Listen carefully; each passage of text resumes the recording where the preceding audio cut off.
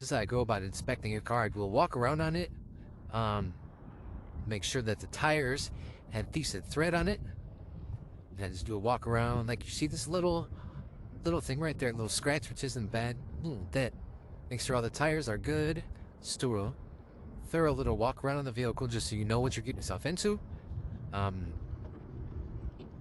so then if that bumper, that's not a big deal. That could be popped back in. Tires look good. And you could be like any other dealer and just sell a vehicle with hubcap missing, but that's not how I do it, you know? I'll try to find the exact hubcap. If I can't, I'll just replace them all. Make them look great. So let me give you the rundown on the inside. So interior definitely needs a detail. But overall, it's not bad. Overall, it's not bad.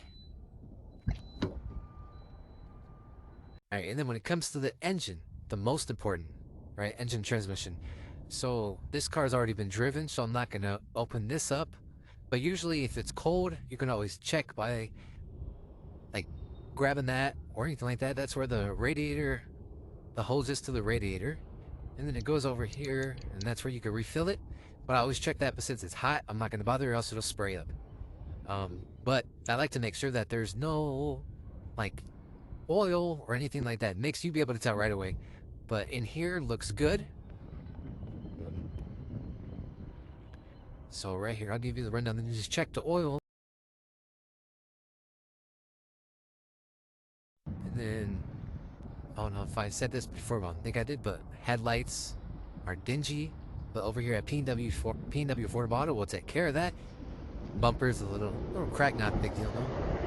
And I always check under the car, make sure that there's no fresh oil or no leaks anywhere, which I don't know if you can see it on the camera, but I can't see anything and everything looks good on my side of the end.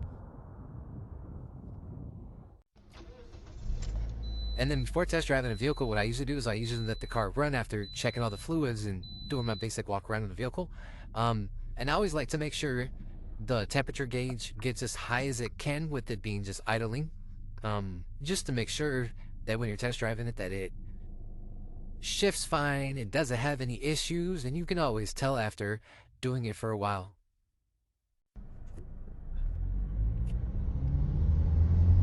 So when test driving a car, I always like to go about it where I shift. I hit the gas pedal slow and let it just slowly shift up and make sure it shifts smoothly without any kickback or anything like that. And I try to get it up to speed as fast as I can go.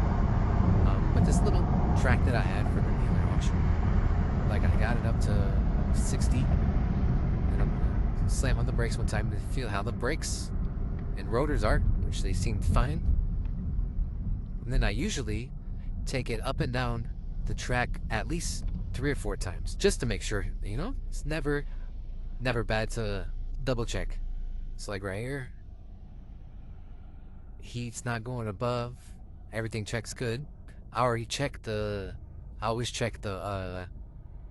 heat, make sure the heat works, make sure the radios work, make sure the windows, they all roll up and down, and just the additional headache that I don't have to worry about. Make sure the AC is extra cold. And so like right now, I'm gonna pedal to the middle.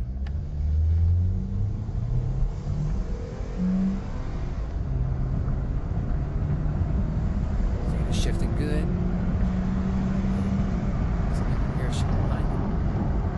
I got it up to 70 miles an hour. And then now you can feel it shakes a little bit. Once you get it up to like a decent speed. So maybe brakes and rotors. And I do that multiple times. Just to cover my hands. This car has 178,540 miles. So almost 179,000 miles. That's a 2009. Overall, it looks decent. As you know what I mean? It's what, 14-year-old car? So it's gonna have some cosmetic issues, but overall, it's not bad. How much would you guys pay for this? As a private party, you buying it from a dealer, or as a dealer, how much would you guys pay, you think? Let me know in the comments.